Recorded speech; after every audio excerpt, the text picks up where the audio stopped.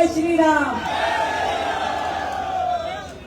और आज तो करावल नगर के इस देश के लिए जनता को मैं इसलिए भी प्रणाम करना चाहती हूँ कि हर विकट से विकट स्थिति में भी कभी आपने अपने हाथ से कमल का फूल छिटका नहीं, पूरा आशीर्वाद है।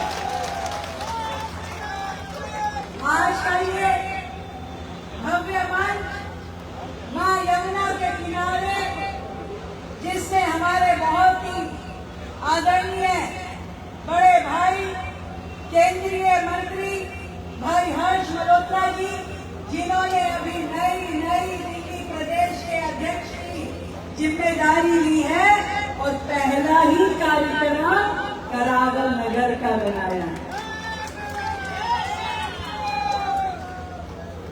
दिल्ली सरकार में मेरे साथ मंत्री और जिनके विभाग की ओर से आज 138 करोड़ की सीवर लाइनें डालने का काम मात्र एक विधानसभा में चल रहा है, तो आप सोचिए कि दिल्ली भर में कितने काम चल रहे होंगे ऐसे भाई परवेश साहब सिंह वर्मा जी। ताली कम है भाई 138 करोड़ के हिसाब से। हमारे बहुत ही प्रिय सांसद, जिनकी मधुर वाणी सौम्य स्वभाव हम सबका दिल मोह लेता है, ऐसे भाई मनोज तिवारी जी।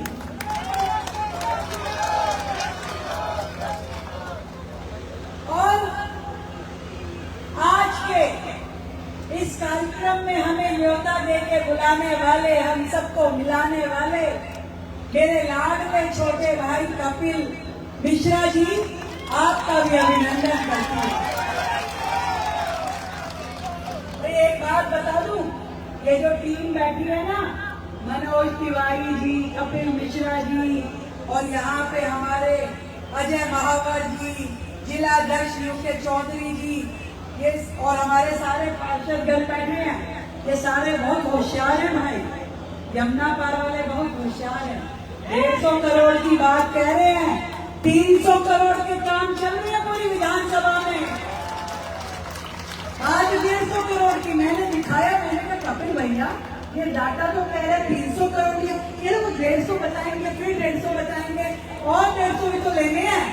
नहीं कहा, ये मेहनत है आपकी, ये प्यार है आपका करावल नगर की जनता के प्रति, कि दिन रात उनके लिए चिंता करते हुए आप हर अधिकारी से, हर व्यक्ति से जी जान से अपनी फाइलें करवाने में लगे रहते हैं कि मेरी विधानसभा के लोगों का दुख दर्द, वो तकलीफ जो वर्षों से किसी ने सुनी नहीं थी, किसी ने देखी नहीं थी, अब उसका समाधान होना चाहिए, उसके लिए वो लगे रहे। और एक एक फाइल, मैं उसकी साक्षात्दर्शी हूँ कि एक एक फाइल को उन्होंने स्वयं ले जा करके अपने क्षेत्रवासियों के लिए काम करवाया।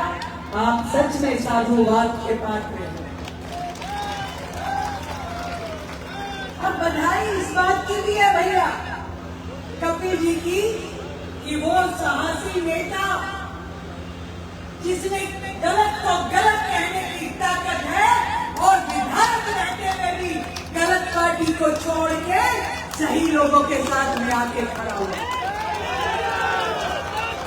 कोई सरकार नहीं थी उस समय भाजपा की, कोई दिख भी नहीं रहा था कि क्या होगा, पर इनको समझ में आया कि वो जो अपने आप को आम आदमी कहने वाली पार्टी है, सरासर जनता के लिए गलत सोचती थी, गलत करती थी, भ्रष्टाचार में लिप्त थी, जनता का कोई ख्याल नहीं था, केवल अपना भरने में, अपनी जेब, अपना घर और जनता को दुखी करना ही उनका काम था। मैं बधाई देती हूँ और माँ अन्नपूर्णा के आशीर्वाद के साथ साथ माँ यमुना का, माँ दुर्गा का आशीर्वाद भी आप पे बना रहे। ये आपका भाग्य है, नरेंद्र मोदी जी का नेतृत्व है कि गलत जगह पे जो लोग बैठे थे उनको हटा के सही लोगों को लाने की ताकत आपने दी। और मुझे खुशी है आदरणीय प्रधानमंत्री मोदी जी जो दिल्ली के लिए हमेशा तत्पर रहते हैं। वो तकलीफ थी जब दिल्ली में केंद्र की कोई भी योजना को लाने नहीं दिया जाता था। आयुष्मान आरोग्य योजना जिसके माध्यम से हर व्यक्ति का इलाज 10 लाख रुपए तक का इलाज संभव था, परंतु केजरीवाल साहब ने कभी आने नहीं दी। मैं पूछती हूँ आप लोगों से कि केजरीवाल जी बताएं कि उनको तकलीफ क्या थी।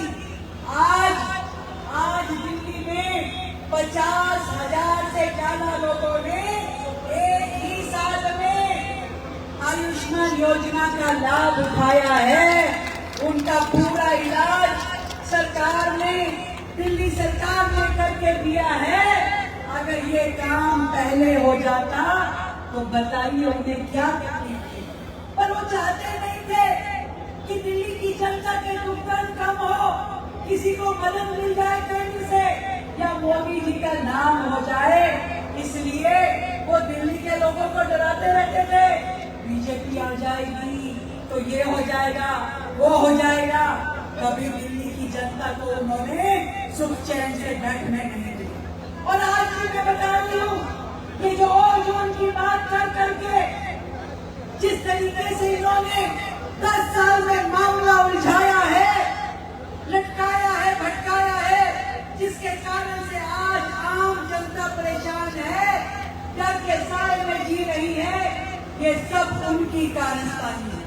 सही समय पे यदि सही कार्रवाई की होती, कोर्ट के सामने जवाब दिए होते, तो आज हमें ये परेशानी नहीं झेलनी पड़ी।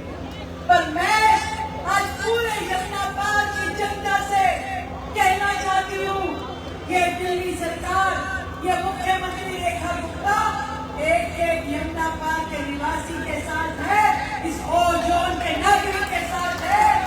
आपको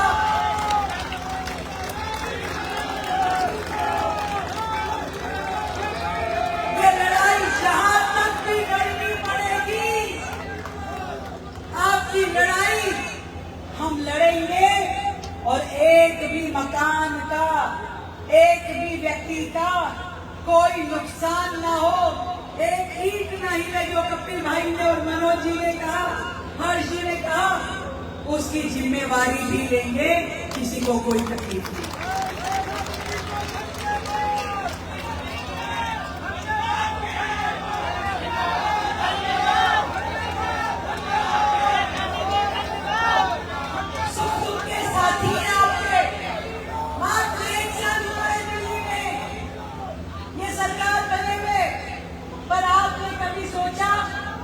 वर्षों आम आदमी पार्टी की सरकार में जो काम नहीं हुए, कैसे वो एक साल में दिखने शुरू हो गए।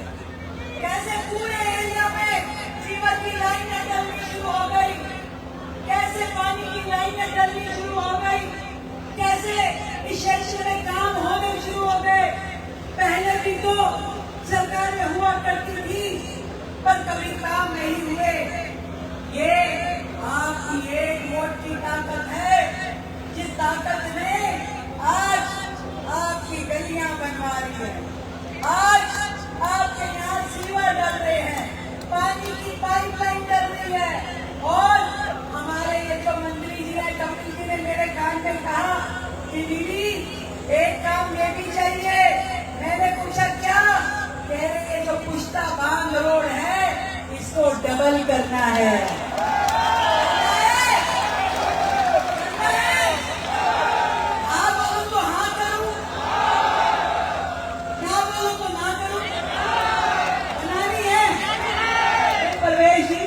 सड़क बनानी है, और ये तो बनानी ही है। और खाली सड़क नहीं बनाना भाई, ये सड़क बनाने के लिए तो यहाँ के लोग बोल रहे हैं, विधायक जी और सांसद जी बोल रहे हैं कि आपके सांसद जी तो और स्मार्ट है। घर आ गए पहले कि दीदी साथ चलेंगे। मैंने कहा भाई चलिए, आइए चलते हैं। तो रास्ते में पूरा क्षेत्र दिखाते हुए लाए।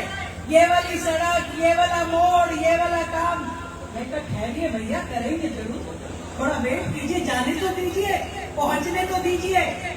एक और निर्णय जो मैंने आते हुए किया, ये सिग्नेचर ब्रिज से लेकर के पुष्टे तक की पूरी रोड का सौंदर्यीकरण हमको करना है। देखो भाई, बात रोड थोड़ा सा मुश्किल तो है, परंतु ताकत लगा देंगे। कोर्ट हो, कोई और एजेंसी हो, इस काम को करना है। और मेरे मन में तो एक और काम है जो आप नहीं कह रहे, पर मेरे मन में आया है।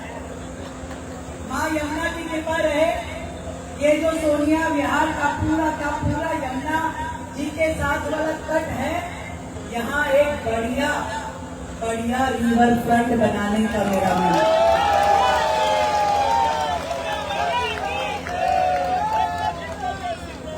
ये मोदी जी की ताकत है। आज मोदी जी को देश में 12 साल हो गए, पर दिल्ली के लिए उन्होंने हमेशा दिल खोल के रखा। ये दिल्ली देहरादून एक्सप्रेस में 4 साल इतना बढ़िया एक्सप्रेस वे बना है, जो सीधा दिल्ली के ट्रैफिक जैम से हमें निजात दिलाता है। ये काम इतना बड़ा काम हुआ है भाई। और यमुना पार के लोगों के दिल में होता था कि मेट्रो हमारे यहाँ तक आए। मेट्रो पहुंची के नहीं पहुंची, और सोनिया विहार तक पहुंची। और ये सांसद जी ने कहा कि भाई ये मेट्रो स्टेशन का नाम बदलो, नानक सर सोनिया विहार करो। हमने कहा जो आप कहेंगे वही करेंगे। जनता की आवाज भगवान की आवाज है, वो नाम भी कर दिया है। और एक केंद्र सरकार से इस क्षेत्र के लिए केंद्रीय विद्यालय भी हम लोग लेकर के आए हैं, जिसका भूमि पूजन अभी पीछे हुआ था। मोदी जी ने इस क्षेत्र के लिए विशेष रूप से केंद्रीय विद्यालय दिया। हम आज इस मंच की ओर से उनका स्वागत करते हैं। देवी बस भी चल रही है कि नहीं चल रही भैया? देवी बस से इस क्षेत्र को हमने जोड़ा, ताकि अभी और भी आएंगे, हर क्षेत्र से जोड़ेंगे, ट्रांसपोर्ट की ऐसी व्यवस्था करेंगे कि किसी भी व्यक्ति को कोई दिक्कत ना हो। अटल कैंटीन खुली कि नहीं खुली? 3 अटल कैंटीन खोली है, जिसमें गरीब मजदूर भाई बहनों के लिए मात्र 5 रुपए में खाना मिलता है। और आरोग्य मंदिर का क्या स्टेटस है भैया? 3 वो भी ले लिए हैं, तो 3 आरोग्य मंदिर, 3 अटल कैंटीन। उसके बावजूद भी संतोष नहीं है, कह रहे दीदी एक हॉस्पिटल और चाहिए। चाहिए क्या? सबको नहीं चाहिए भाई, तुमको चाहिए, आगे के लोगों को पीछे से तो आवाज ही नहीं आ रही। उनको तो चाहिए ही नहीं, सबको चाहिए। तो हाँ करूं? बहुत पैसा लग जाएगा। तुमको 1000 करोड़ की बात पे आ गए। चाहिए मनोज भैया? पार्षदों को चाहिए? आवाज नहीं आ रही तुम्हारी।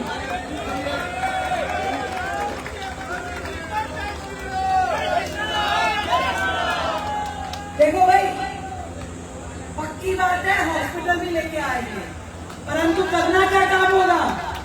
ये कोई भी अगर काम ना करे ना, कोई पार्षद, कोई विधायक, तो कान पकड़ लेना और कान पकड़ के काम करवा लेना भाई। परंतु जितनी वोटों से पिछली बार जीते थे, उससे ज्यादा वोटों से दोबारा जीतना चाहिए। ये वादा करोगे? कभी तो वादा है।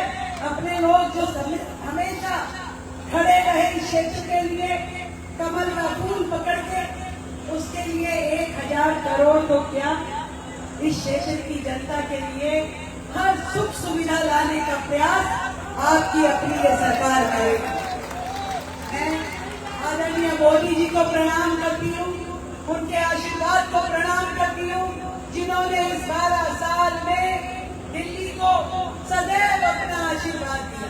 पूरे में जो काम उन्होंने करवाए, पूरे विश्व में जो हमारे इस देश का नाम रोशन किया, हर युवा के लिए रोजगार, हर बालक के लिए शिक्षा, हर महिला के लिए सम्मान का जीवन, पूरे समाज को आगे बढ़ने का मौका ये यदि किसी ने दिया है तो देश के प्रधानमंत्री किसने दिया है? नरेंद्र मोदी जी ने। तो मेरे साथ मिलकर के मोदी जी का धन्यवाद करते हुए भारत मां की जयकार लगाएंगे।